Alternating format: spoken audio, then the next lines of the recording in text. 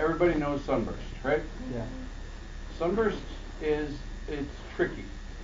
It can be difficult.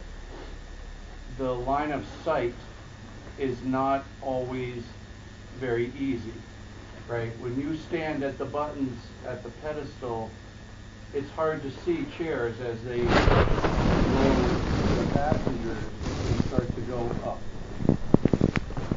So what happened a couple of days ago, we lost this right here, and then we'll talk about it.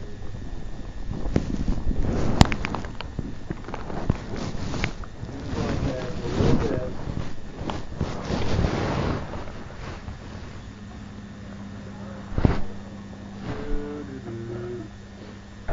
Okay.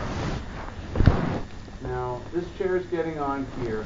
I want to watch the chair behind this loading chair, okay? See the little kid in the green helmet? Right there? Watch.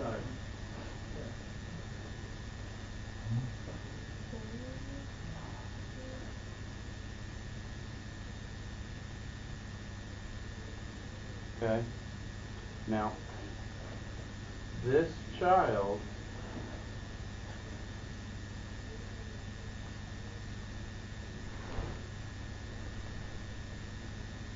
he never loaded in the chair. And his mother is trying to hold him. And these guests have no idea.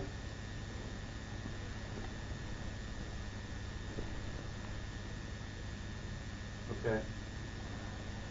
What happened was that child was held in by his mother for 6 hours until she couldn't hold him anymore. And he fell 20 feet, 6 meters. And we all were very lucky that the child was not injured or worse. Okay. This is what our job is for, to prevent anything like this from happening. And I know that as a chair comes around, when it gets here, as an operator up at the pedestal, it's really hard to see. You can't see through the back of the chair, right? But things that you want to always look for, and this is not just at Sunburst, but this is every chair. Look down at the ground. See if all the skis are off the ground, right? Tangled up. Right, they're all tangled up here, which you should be able to see. Okay? Another thing that I want to point out, and I want to make it clear, I'm not picking on anyone. Okay? But our operator, see the hood? It's like blinders. You have no peripheral vision with that hood. Whether it's this hood or a hoodie, you just can't see as much. Okay? And our operator is kind of talking to this chair and these guests, which of course we want to talk to the guests, but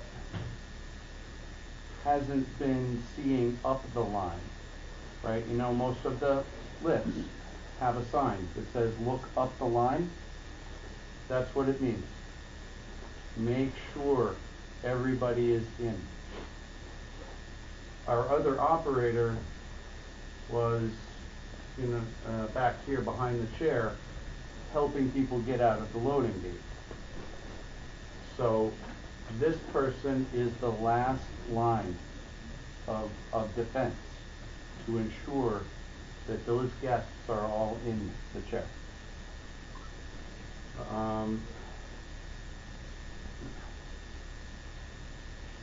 he never made it in. He got caught. You know how the Sunburst has kind of little walls on the side? He kind of got caught and turned around, and that's how come he never really was able to get up in the seat.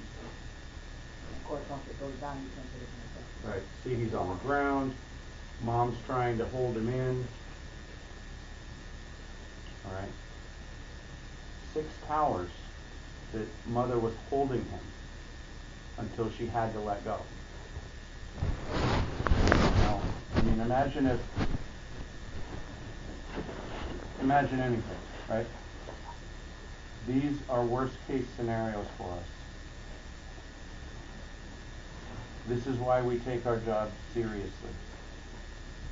This is the single most important thing that you can do, is make sure everybody loads safely. If you're in the shack, kind of pay attention to the loading chair too, because sometimes that operator at the pedestal isn't going to see that. That's when you can push the stop inside. Absolutely.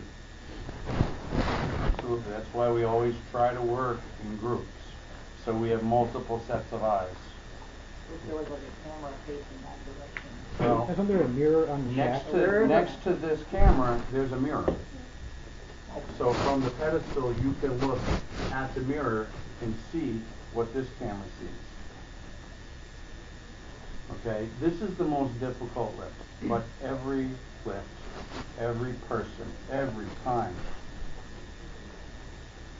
Okay, any questions?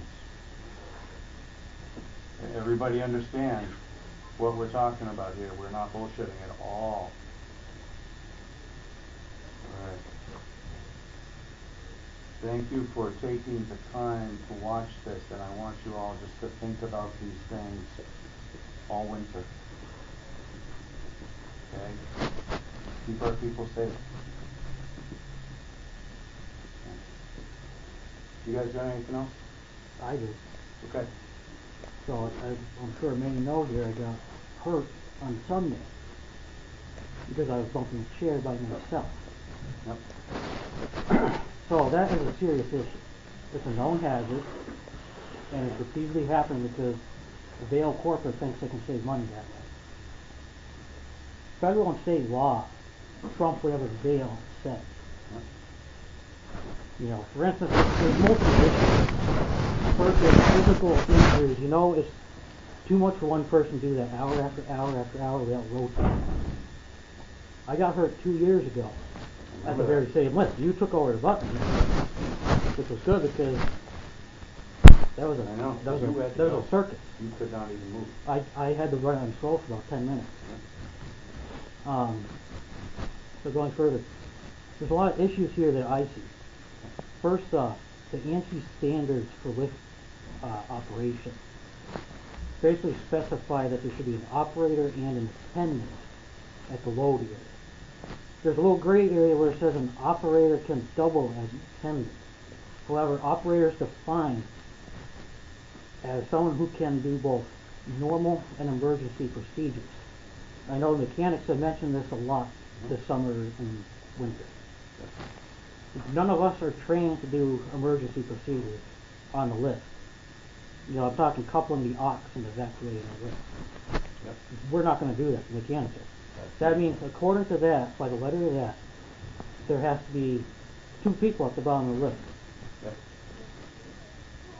The other issue is more broader. We have weather. You know, OSHA has standards for cold weather. Yep. In fact, I printed off, you know, some of the guidelines for this. And they're basically what we used to do until a week ago.